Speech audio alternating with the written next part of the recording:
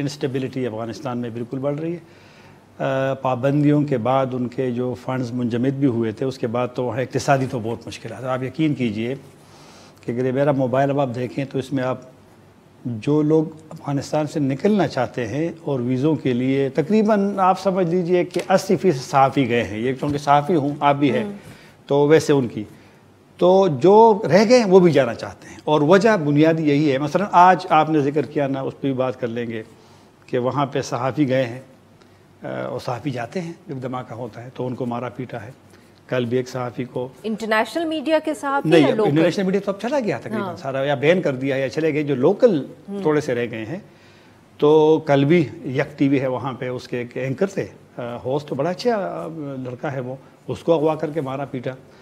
تو یہ تو چلو ایک پہلو ہے. تو یہ جو ایک ماحول طالبان کی پیدا ہوئی ہے نا، ایک اقتصادی اور مشکلات، یہ والا رویہ لوگوں کے ساتھ، یہ اور تو یہ انہوں نے بھی زندگی تھوڑی سی لوگوں کی مشکل بنا دی ہے. کیونکہ آئی سپوز ان کو بھی اب لگ رہا ہے کہ انٹرنیشنل کمیونٹی سے پیسے تو آ نہیں رہے، تو ہم کیوں اپنی جو سخت روایات ہیں یا سخت قوانین ہیں ان کے اندر کوئی نرمی لائیں. نہیں، نرمی تو اس کو لانا اس لیے پڑے گا اپنے لوگوں کے ساتھ، کیونکہ جنگ ہوئی ہے 20 سالہ. اب جو بھی وہاں پرانی صورتحال تھی 20 سال میں، لیکن پیسہ تو آتا رہا. ایک نظام موجود تھا، ایک پارلیمنٹ موجود تھی، آئین تھا، ایک سیکورٹی فورسز تھے، آپ بات کر سکتے تھے ٹی وی پہ مسئلے. اب تو وہ سارا ختم ہو گیا، سب کچھ ختم ہو گیا ہے. تو اب جب نئی صورتحال پیدا ہوئی تو ان کا امتحان ہے. اب طالبان کے امیر کا چوتھا کل ان کی ہدایت جاری ہوئی ہے، گزشتہ چند چوتھے، اور اس میں اس میں کہتے ہیں کہ آپ لوگوں کے ساتھ اچھا رویہ رکھیں، دوستیوں پہ وزارت ہے کوئی اور پوسٹ نہ دیا کرے. لیکن میرے خیال میں اب طالبان کا، میں کبھی کبھی سوچتا ہوں کہ شاید امیر کے بیان کو بھی اتنی زیادہ اہمیت نہیں دیتے.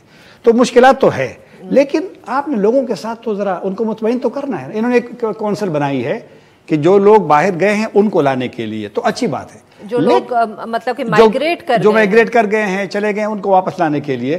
لیکن چلو وہ تو مشکل سے اب آئیں گے جو چلے گئے ہیں اور جو جا رہے ہیں. آپ اسلام آباد ہوٹل چلے جائیں، اسلام آباد میلوڈی میں جو نیچے والا حال ہے نا، پورا افغان ہے. یہ ساتھ آپ میلوڈی میں وہ سارے یہاں ویزوں کا انتظار کریں. پورا جو فلور ہے، بڑا ہوٹل ہے نا یہ، اور تو لوگ وہاں سے نکل رہے ہیں. اگر انہوں نے کونسل بنائی ہے لوگ تو وہ تو نہیں آئیں گے، لیکن جو یہ موجود ہیں ان کی حالت کی بہتر بنانے کی تو آپ کوشش کریں. یہ دھماکے آپ کے خیال میں؟ دھماکے کو بتاتا ہوں.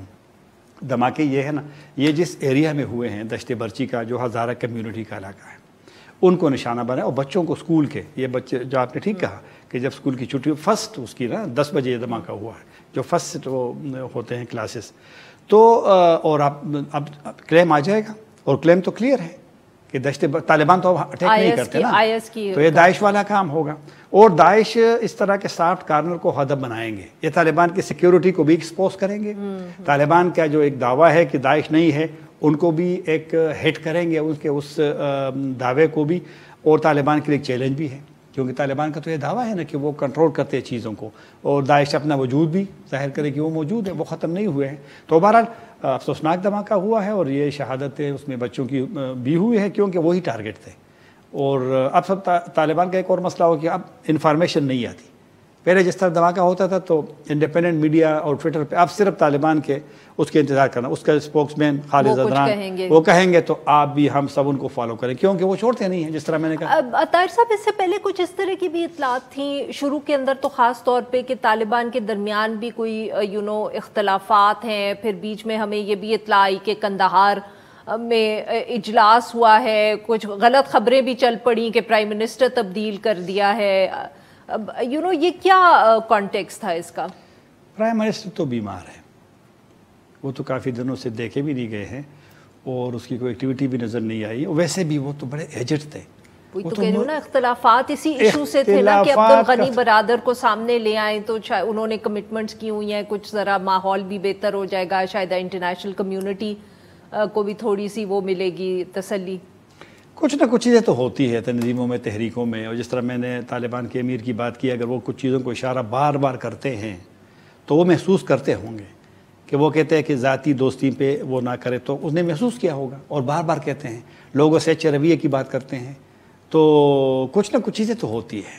لیکن اب کوئی ڈویژن یا کوئی وہ، کیونکہ اب ملا عمر نہیں ہے. یہ طالبان وہ اس طرح کے وہ تقویٰ اور وہ والی سوچ اب وہ نہیں رہی. اب یہ دنیا کے ساتھ مل گئے ہیں. مگر کیا اس ڈویژن کا کوئی فرق پڑ سکتا ہے؟ کیا یہ مزید اس سے انسٹیبلٹی ہوگی یا نہیں؟ اتنی زیادہ اختلافات نہیں ہیں کہ کوئی فرق نہ پڑے، وہ جس طرح حکومت کریں اسی طرح کریں. لیکن کچھ ایشوز تو ہے، جس طرح لڑکیوں کے چٹی جماعت سے اوپر والے اسکول کے کھلنے کی. اب طالبان کا خود وعدہ تھا، اعلان تھا کہ جب سردیوں والی جو جگہ ہے وہاں پہ جب کھلیں گی مارچ میں، تو وہ خود اپنا ان کا اعلان تھا، تاریخ بھی دی تھی، لیکن اس کے امیر نے ویٹو کیا اور لڑکیاں اسکول سے واپس ہو گئی، گیٹ سے واپس ہو گئی. تو اس کے بارے میں اب اندر سے طالبان کی آوازیں آئی ہیں، طالبان کے جو کافی سارے یہ ٹھیک نہیں ہے.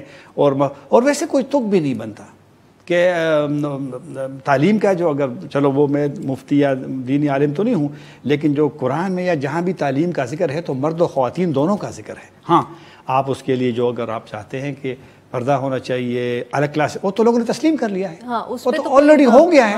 اور جب یونیورسٹی، اچھا اس میں آج کسی نے مجھے بڑی اچھی بات کی ہے کہ اگر آپ بچیوں کو نہیں چھوڑتے تو یونیورسٹی میں کل کون جائے گا؟ اگر اسکول کو آپ نے بند کر دیا اور بچی نہیں پڑھیں گی تو پھر آگے کس طرح نظام پھر چلے گا؟ تو اس کے اب اندر سے طالبان میں سے کافی سارے علماء کو میں نے خود سنا کہ بالخصوص وہ پاکستان سے، افغانستان کے کافی علماء کا ایک مشترکہ بیان جاری ہوا ہے. تو اب اندر سے بھی آوازیں آتی ہیں، لیکن میرا نہیں خیال کہ کوئی ڈویژن بنے گی، لیکن طالبان کو تو سوچنا پڑے گا. وہ اختلافات ایسے ہیں کہ شاید جمہوری طریقے سے ہی وہ پالیسیز اپنی تبدیل کریں. ہاں، لیکن ابھی بھی ان کا جو امیر ہے وہ بڑا پاورفل ہے، اس کا فیصلہ کوئی چیلنج نہیں کر سکتا. فیصلہ جو بھی ہو ان کو ماننا پڑتا ہے. تو بہرحال یہ تو ان پہ دیکھنا پڑے گا کہ جی طاہر صاحب، اب یہ جو پاکستان کے ساتھ پاکستان کی سیکیورٹی سچویشن اب بھی اس سے وابستہ ہے، اٹیکس بھی ہو رہے ہیں پچھلے دنوں میں. آبویسلی ہم زیادہ توجہ نہیں دے سکے، مگر خاص طور پہ جو بارڈر ایریاز ہیں وہاں مسائل پاکستانی فورسز کے لیے بڑھتے چلے جا رہے ہیں. یہ بالکل آپ نے درست کہا، اور یہ ماضی کی نسبت اب یہ پاکستان کے لیے چیلنج بہت بڑھ گیا ہے. ماضی کی نسبت حامد کرزئی صاحب اور ڈاکٹر اشرف غنی کی حکومتوں کے بعد اس وقت ہمارے ایک بیانیہ بھی ہوتا تھا کہ یہ ہندوستان ہے اور یہ انڈیا سے افلاح ہے. وہ تو اب نہیں رہا نا، اب ہم وہ کہہ نہیں سکتے. لیکن ان سے اب حالات خراب ہیں. 2000 تو سابق حکومت نے ٹی ٹی پی کو پکڑا تھا، انہوں نے رہا کر دیا. اب جو سب سے خطرناک چیز یہ ہے کہ حملہ ہوتا ہے، ہمارے فوجی شہید ہوتے ہیں، وہ کہتے ہیں نہیں یہاں سے تو استعمال نہیں ہوتا، یہاں پہ افغان طالبان ہے، یہاں پہ تو ہے نہیں.